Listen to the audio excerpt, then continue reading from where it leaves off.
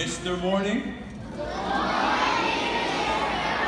That is not a joke. My last name is actually Morning, like Good Morning, Mr. Morning, and I get it every day because, like the wonderful people in here, I too am an actual real-life fourth grade reading teacher. So could we give it up for all the teachers in the room today? Teachers, we love you. We appreciate you so much. Just so that I know who I'm speaking to, where are all the first graders? First graders, can you make some noise, first grade? Woo!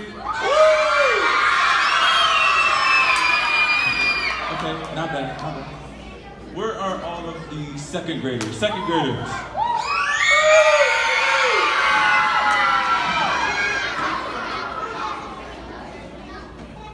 Third grade.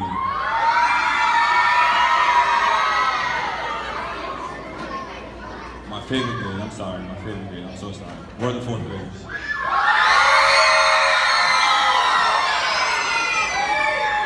And finally, the seniors of the building, where are all the fifth graders? Okay, cool. So, thank you for keeping your sounds off so we can get through not only my piece of this, but so that we can get to all of the wonderful presentations.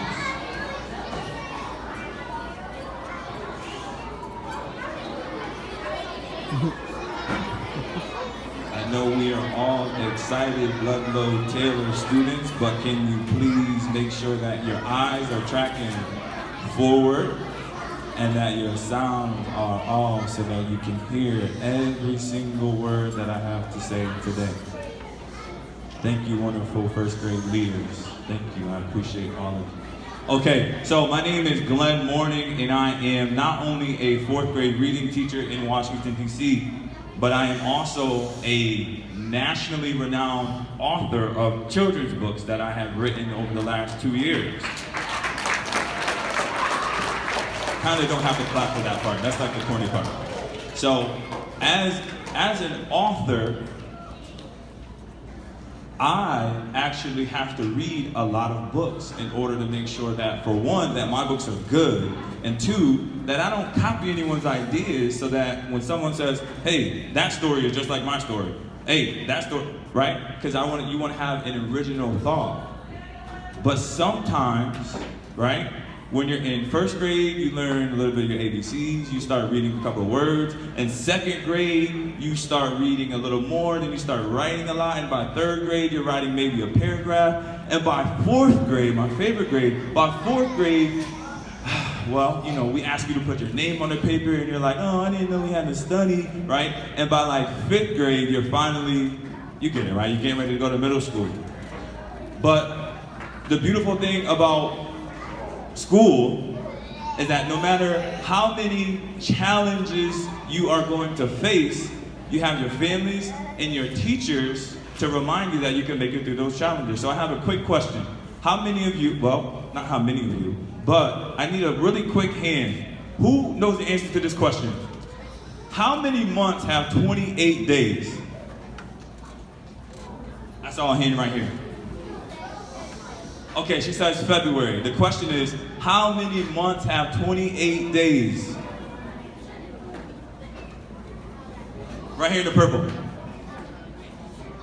She says all of them.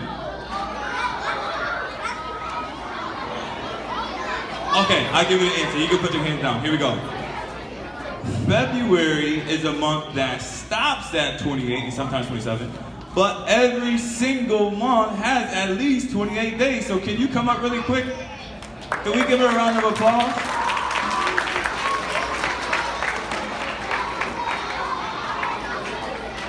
What's your first name? Ella. Ella is going to take home all 5 of my books that I wrote for getting the right answer. Thank you so much.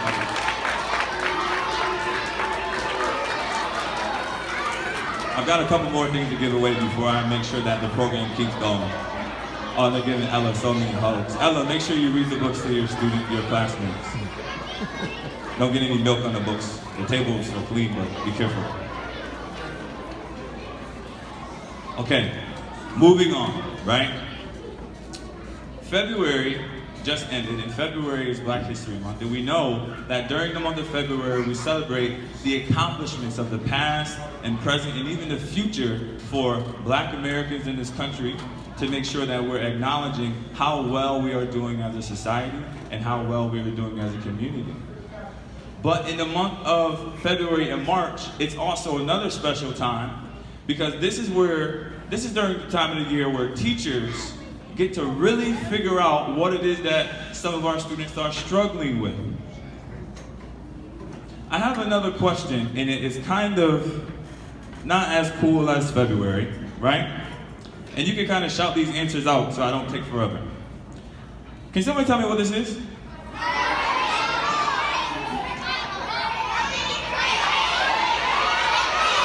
Okay, I got a few. I'm gonna share a few. Ready? So, raise your hand if you said, hey, that looks like a milk carton. You know, with the milks come in. Only 2 of you? Okay, so you guys don't eat breakfast? Okay, sure. So, raise your hand if you said it looks like a red crate, like you could put things in. Oh, that's the number one answer. Survey says, okay, here we go. So, what if I told you, right, that you can use this to sit on? Would you agree? What if I said you can use this to, I don't know, stand on if you need to read something? So for one object, right, for one thing, this is just it's a thing. There are different answers for the same exact thing. We as kids and as teachers, we all have unique thoughts. We have unique talents, and some of us, we see things differently, even when we look at the same exact thing, right? So what would you say if I told you the same way that we saw this as 4 or 5 different pieces, right? Or 4 or 5 different uses? That is the same way that your brain works as a kid. Some of you may be better in reading than some of your classmates. Some of you may be better in writing than you are in math. Some of you may be a better dancer, as she's getting ready to dance. Some of you are probably better dancer than you are a basketball player. But how about this, ready? When I was your age, school was really hard for me. I'm a school teacher now, but reading was very difficult for me. I used to mix up my B's and my D's when I was writing. Oh, I've got some brain matches over here. Yeah, it still happens? Okay, good to know I'm not the only one. But when I was 9 years old, my uncle, he looked at this and said, hey, you know you're not big enough to play basketball with the other kids yet, right? So we're going to make sure that you practice. And I'm like, what are you talking about? How am I going to practice basketball with a red milk carton crate thing that you stand or sit on or do other weird things with? And he's like, well, we're going to cut out the bottom of this, and then we're going to nail it to a tree. And then not only is this smaller than an actual hoop, so that when you make it in here, and something that is unique, if you can make it in here, you can make it in an actual basketball hoop way easier. So I'm like, wait, the milk carton is now a basketball hoop? That's a very creative idea. So then he goes on to explain that as a student, you are going to have to learn how to step up to certain challenges and see things differently than some other people see things. So as I get ready to wrap up, I have a strategy for all of you that you can take away from this.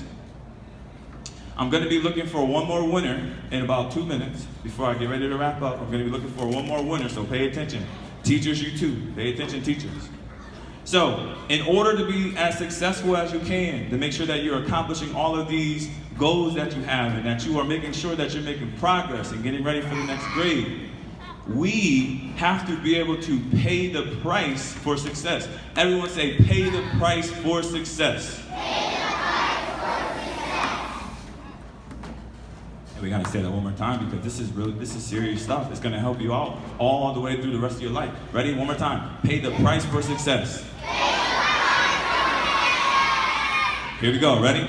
P-R-I-C-E. The first word in price, the first letter in price is a what? P. And that P in my heart and all of the success that I've had and all of the success that I've been a part of stands for persistence. Everyone say persistence. Persistence. Persistence is what you do when you don't give up. When something is hard, you don't give up. When a teacher says, hey, can you try that again? You say, okay, yes, I will, because I want to be the best. Ready? The R stands for responsible. Your turn. Responsible. When you are responsible, it means that you pick up after yourself. It means you do your homework without someone having to beg you to say, hey, do your homework, stop playing. Right? If a classmate is coming through the door behind you, you actually hold the door for them. Brady Mansion, second grade? No? Oh. Hold the door, second grade? No, I'm kidding. Ready? The I stands for integrity. Everyone say integrity. Everyone say integrity means to tell the truth. Accountable for what we do. Yeah, and then the C stands for commitment. Everyone say commitment. Commitment. Say, I am committed to being the best student that I can be. I am committed to be the best student I can be. Before we get to E and before we close, I need someone to tell me what the first four were. P-R-I-C. I need someone that remembers. P-R-I-C. The young lady in the pink in the back. Yes. Shh.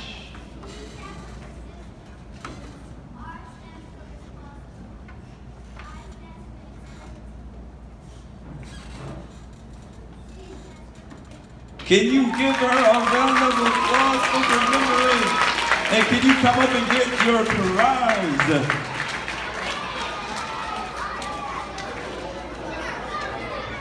And finally, the E.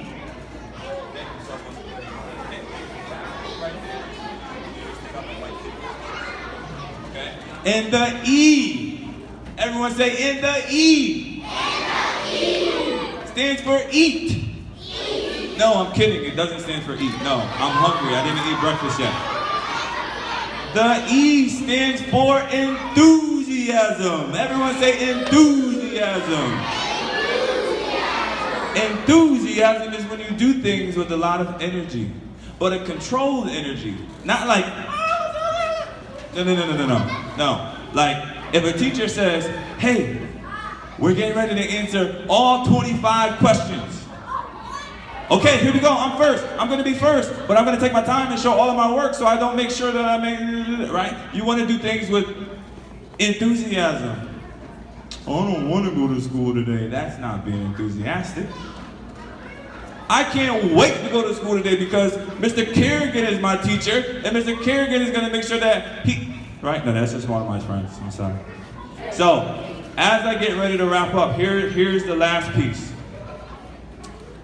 If you follow directions the very first time, if you respect your classmates, if you keep your hands and your feet to yourself, if you listen to your parents and you listen to your teachers, all of the challenges that you face, you will eventually be able to take all of your unique and amazing talents that you're going to discover as you go throughout the grades, and you will be able to rise above all of those challenges. Ludlow Taylor, thank you so much for allowing me to come in and share.